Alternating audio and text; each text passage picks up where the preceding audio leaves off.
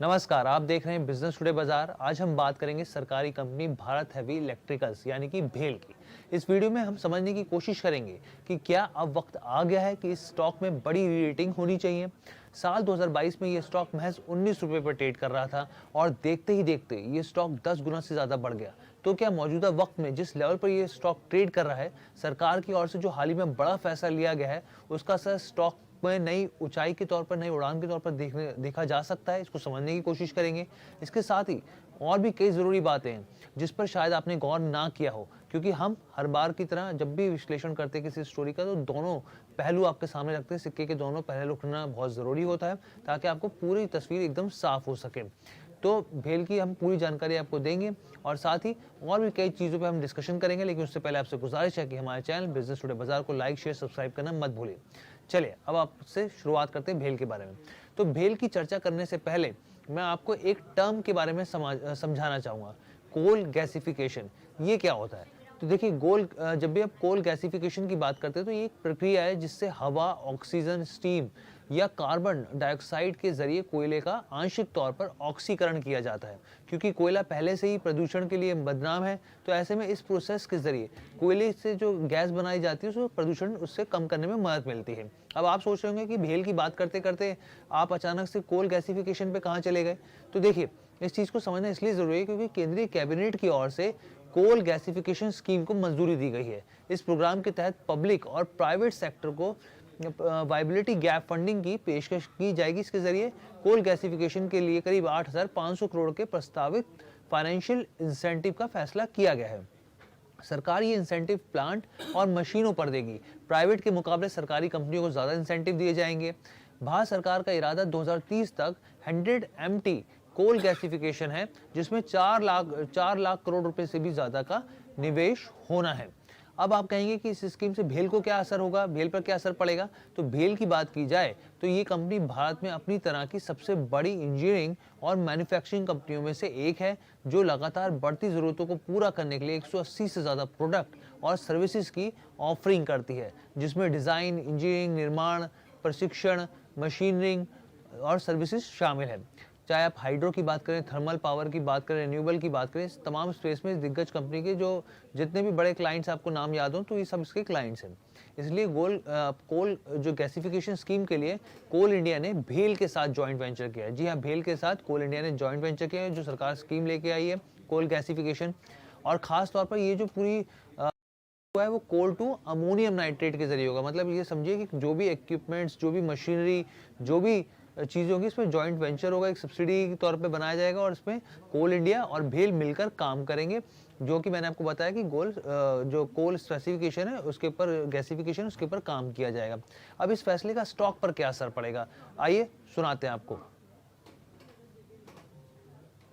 जिस हिसाब से कोल इंडिया और भेल के बीच में जेवी हुआ है, उससे ये दोनों कंपनियों को फायदा होगा। क्योंकि भेल के लिए अगर उनको रॉ मटेरियल चाहिए या फिर जो उनको कोल चाहिए था, वो अगर सीधा उनको एक गवर्नमेंट कंपनी से मिल रहा है तो इनके लिए बहुत अच्छा है, क्योंकि यहाँ पे रेट ऑलरेडी बहुत पहले डिसाइड हो जाते हैं। और आने वाले समय में अगर किसी ग्लोबल कैलेमिटी की वजह से अगर ग्लोबल मार्केट में कोल के दाम भी बढ़ते हैं तो इनको उस पर इम्पैक्ट नहीं करता। सो इनकी जो कॉस्टिंग होती है वो ऑलरेडी पहले से फिक्स रहती है। दूसरी चीज, बैंक से लोन मिलना या फिर बाकी सब जो फाइनेंशियल्स हैं वो धीरे धीरे इम्प्रूव होना, ये इन दोनों कंपनियों को दिखाता है। तो मुझे लगता है कि ये एक काफी अच्छा और काफी पॉजिटिव है इन कंपनियों के लिए। मुझे लग रहा है कि भेल और कोल इंडिया दोनों के लिए अच्छा है, बट भेल के लिए बहुत अच्छा है। मुझे लगता है कि इसको बाय करना चाहिए, बाय ऑन डिप। और मुझे लग रहा है ये स्टॉक 300 प्लस जाना चाहिए। ठीक है, तो साफ तौर पर मार्केट एक्सपर्ट राघवेंद्र सिंह जी का कहना है कि ये स्टॉक 300 के लेवल पर जाना चाहिए, क्योंकि हम लोग देख रहे हैं लगातार कि पीएसयू कंपनियों में अच्छी खासी शानदार रैली देखने को मिल रही है, लेकिन भेल में उस तरीके की नहीं मिल रही। अब देखना होगा कि आने वाले दिनों में किस तरीके से इस पर तेजी बनी रहती है यहाँ पर। अब हम यहाँ पे बात करते हैं दूसरी जरूरी चीज़ों की। अगर आपने गौर किया हो तो वित्त वर्ष 2023 में ग्रॉस सेल 26,930 करोड़ रुपए की थी भेल की, 26,930 करोड़ की, जबकि जो प्रॉफिट आफ्टर सेल्स था वो 470 करोड़ रुपए का रहा।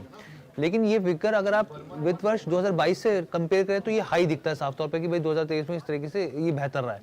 लेकिन अगर आप इसको 10 साल पहले की फिगर से कंपेयर करें तो भेल का जो कंसोलिडेटेड ग्रॉस सेल्स है वो 50,846 करोड़ रुपए था, जबकि जो प्रॉफिट था वो 6,690 करोड़ के आसपास। अब देखिए कहाँ प्रॉफिट जो है वो 6,953 करोड़ के आसपास है और वहां पर जो 2023 की बात करें तो वो 400 के 450 करोड़ के आसपास यहाँ पे पहुंच गया। तो कितना अंतर दिखता है, कितनी गिरावट दिखती है यहाँ पे प्रॉफिट आफ्टर सेल्स में, तो अच्छी खासी गिरावट यहाँ पे देखने को मिली है। वहीं वित्त वर्ष 2023 में कंपनी का टोटल डेट जो है वो 5,385 करोड़ था, जबकि वित्त वर्ष 2018 में ये 109 करोड़ के आसपास था।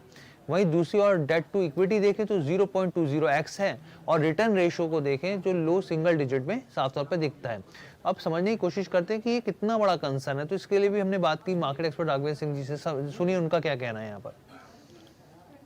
हर्ष, अगर भेल की बात करूं तो भेल का डेफिनेटली पिछले 5-10 सालों में काफी अच्छा ट्रैक रिकॉर्ड नहीं रहा है, क्योंकि कंपनी का जो मैनेजमेंट है वो बहुत मैं ये बोल सकता हूं कि बहुत अग्रेसिव काम नहीं कर रहा था। अब जब से गवर्नमेंट चेंज हुई है, जब से नए मैनेजमेंट आ रहे हैं, नए ऑर्डर बुक्स इनके पास आ रहे हैं, उसी हिसाब से कंपनी का जो है वॉल्यूम, कंपनी का बिजनेस, कंपनी का ऑर्डर बुक बहुत तेजी से बढ़ रहा है। तो मुझे लगता है कि आने वाले समय में ये कंपनी काफी अच्छा रिटर्न दे सकती है।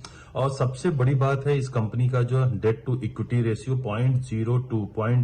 0.20 के आसपास है, which is very good. I think ये कंपनी जो इनके कंपेरिजन में जो पीयर ग्रुप है उसमें इतनी अच्छी कंपनी नहीं है। तो मुझे लग रहा है कि भेल बाकी सबको यहाँ पे बीट करता है जहां पे कि डेट टू इक्विटी रेशियो है। तो मुझे लग रहा है ये कंपनी काफी अच्छा कर सकती है। और कंपनी के पास जो ऑर्डर बुक्स हैं अगले 2-3 क्वार्टर में मुझे लग रहा है कि ये कंपनी काफी तेजी से ग्रोथ दिखाएगी और जो है एनर्जी सेक्टर में, इलेक्ट्रिसिटी सेक्टर में बहुत अच्छा काम करेगी। तो मेरे हिसाब से ये कंपनी बहुत अच्छी है। बाय ऑन डिप की स्ट्रेटेजी रखें और इस कंपनी को ऐड करते रहें। तो साफ तौर पे बाय ऑन डिप्स की रणनीति के लिए कह रहे हैं और इसको ऐड करने के लिए बोल रहे हैं राघवेंद्र जी। तो हमने यहाँ पर और भी व्यू लिए। हमने एक्सिस सिक्योरिटीज़ के हेड टेक्निकल रिसर्च जो है राजेश पालवी जी से भी बात की। उनका साफ तौर पे कहना है कि सेलेक्टेड PSUs हैं उन काउंटर्स में अच्छा खासा मुनाफा अभी भी कमाया जा सकता है। भेल को लेकर वो पॉजिटिव हैं। पिछले कुछ हफ्तों में मोमेंटम यहाँ पर देखने को मिल रहा है, उनका कहना है यहाँ पे, और स्टॉक में आगे भी अपसाइड उनको दिख रहा है। यहाँ पे उनका ये भी कहना है कि जो टारगेट है उन्होंने अभी फिलहाल के लिए 225 से शॉर्ट टर्म के हिसाब से 225 से 230 यहाँ पे दिए और साथ ही स्टॉप लॉस भी 203 रुपये लगाया है यहाँ पर। अब तो ये मैंने आपको पूरी स्थिति यहाँ पे साफ कर दी। अब मैं आपको कुछ छोटी छोटी चीज़ें लेकिन इंपॉर्टेंट बातें वो भी बताया। तो आपको प्रोमोटर्स की बात की जाए तो इस कंपनी में जो उनकी हिस्सेदारी अच्छी खासी है, 63% से ज़्यादा है। वहीं FIIs की बात करें तो करीब 7% की हिस्सेदारी है। यहाँ पे एक चीज़ और देखने वाली है कि जो डोमेस्टिक इंस्टीट्यूशनल इन्वेस्टर्स हैं, यानी कि जो घरेलू जो बड़े निवेशक होते हैं, वो उनकी हिस्सेदारी लगातार इसमें बढ़ी है और अब मौजूदा वक्त में 17.5% के आसपास है। तो ये ओवरऑल हमने विश्लेषण करने की कोशिश की कि भेल को लेकर साफ तौर पर राघवेंद्र जी का कहना है कि 300 के लेवल को ये टच कर सकता है आने वाले दिनों में, क्योंकि PSUs में वैसे ही एक रैली देखने को मिल रही है। तो सरकार की तरफ से जो कदम उठाया गया इसका क्या असर देखने को मिलेगा हम आगे देखेंगे, आपको बताएंगे। कैसा लगा आपको ये वीडियो कमेंट करके जरूर बताइएगा। बिजनेस टुडे बाजार के साथ जुड़ने के लिए आपका बहुत बहुत धन्यवाद।